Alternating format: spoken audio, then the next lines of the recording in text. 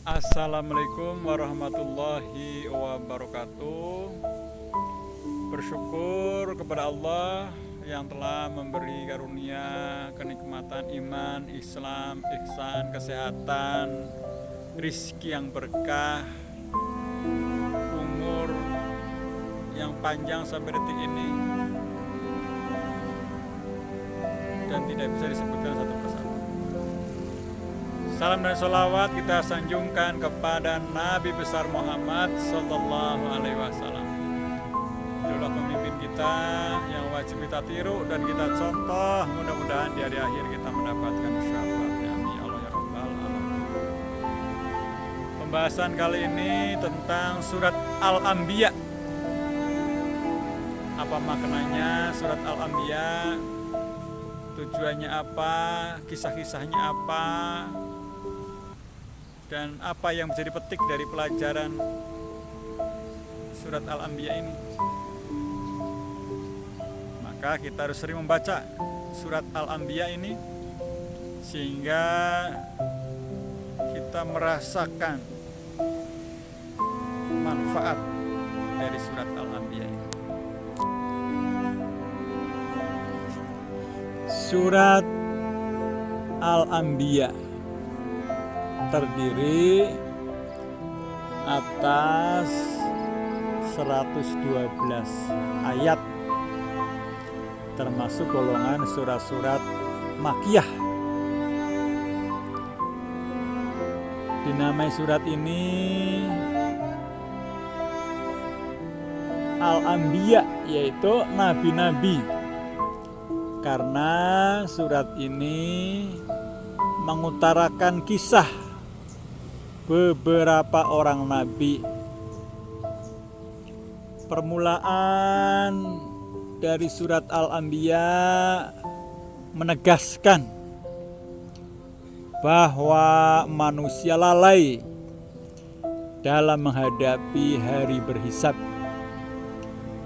Kemudian berhubung adanya pengingkaran kaum musyrik Mekah terhadap wahyu yang dibawa oleh Nabi Muhammad Sallallahu Alaihi Wasallam, maka ditegaskan Allah, kendati pun nabi-nabi itu manusia biasa, akan tetapi masing-masing mereka adalah manusia yang membawa wahyu, yang pokok ajarannya adalah tauhid. Dan keharusan manusia menyembah Allah, Tuhan penciptanya. Orang yang tidak mau mengakui kekuasaan Allah dan mengingkari ajaran yang dibawa oleh nabi-nabi itu akan diazab Allah di dunia dan di akhirat nanti. Kemudian dikemukakan kisah beberapa orang nabi dengan umatnya. Akhirnya surat ini ditutup dengan seruan agar kaum musyrik Mekah percaya kepada ajaran yang dibawa Nabi besar Muhammad Sallallahu Alaihi Wasallam, supaya tidak mengalami apa yang telah dialami oleh umat-umat yang dahulu. Selain yang tersebut di atas, pokok-pokok isi surat ini diantaranya adalah masalah keimanan.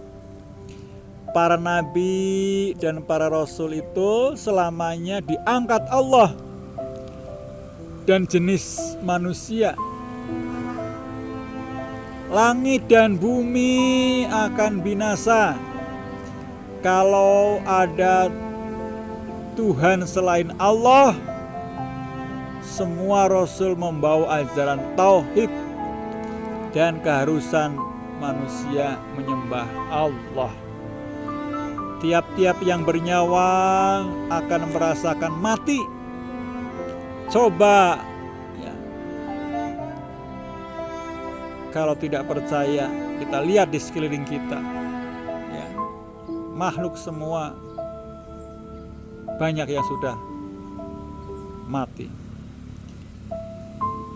Cobaan Allah kepada manusia ada yang berupa kebaikan dan ada yang berupa keburukan. Hari kiamat datangnya dengan tiba-tiba. Kisah Ibrahim alaihissalam, ajakan Ibrahim alaihissalam kepada bapaknya untuk menyembah Allah. Bantahan Ibrahim terhadap kaumnya yang menyembah berhala-berhala. Bantahan Ibrahim alaihissalam terhadap Namrud yang bermegah-megahan, menganggap dirinya Tuhan. Kisah Nuh alaihissalam, kisah Daud alaihissalam, Sulaiman alaihissalam, kisah Ayub alaihissalam, kisah Yunus alaihissalam, kisah Zakaria alaihissalam. Karunia Allah, tuntutan kaum musyrikin kepada Nabi Muhammad sallallahu alaihi wasallam untuk mendatangkan mukjizat yang lain dari Al-Quran. Kehancuran suatu umat adalah karena kezoliman. Allah menciptakan langit dan bumi beserta hikmahnya. Soal jawab antara berhala dan penyembahnya dalam neraka. Timbulnya Ya'juj dan Ma'juj sebagai tanda-tanda kedatangan hari kiamat. Bumi akan diwariskan kepada hamba Allah yang dapat memakmurkannya. Kejadian alam semesta, sesuatu yang hidup itu berasal dari air. Saudara-saudara kaum muslimin muslimat rahimakumullah.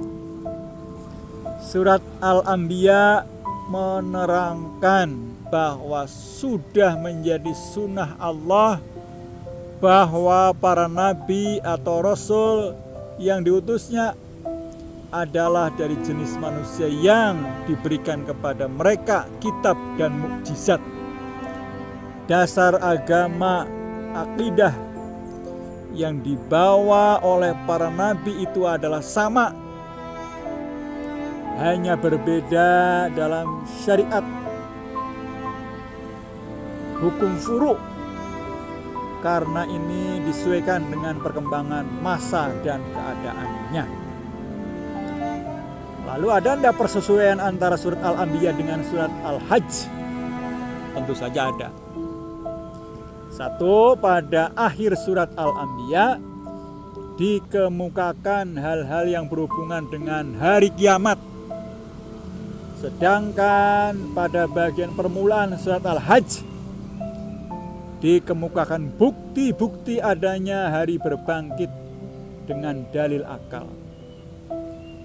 Yang kedua, surat Al-Anbiya mengutarakan bahwa Allah tidak menjadikan manusia sebagai makhluk yang kekal hidupnya.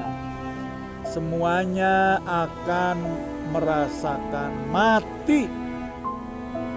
Kemudian mereka dibangkitkan di hari kiamat untuk dihisab perbuatan-perbuatan yang telah mereka lakukan di dunia. Pada surat Al-Hajj diterangkan bahwa manusia dapat menjadikan dalil keadaan pertumbuhan yang terdapat di alam semesta. Dari ada kepada tidak ada dan sebaliknya. Sebagai bukti bahwa janji Allah tentang hari berbangkit pasti akan menjadi kenyataan.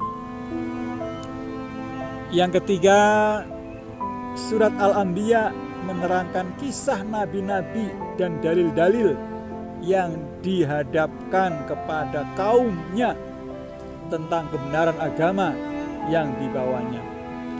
Sedangkan surat Al-Hajj menuntut agar manusia memperhatikan aneka ragam ciptaan Allah dan pengaturannya untuk memperkuat kepercayaan kepada kebenaran agama Allah Subhanahu wa Ta'ala.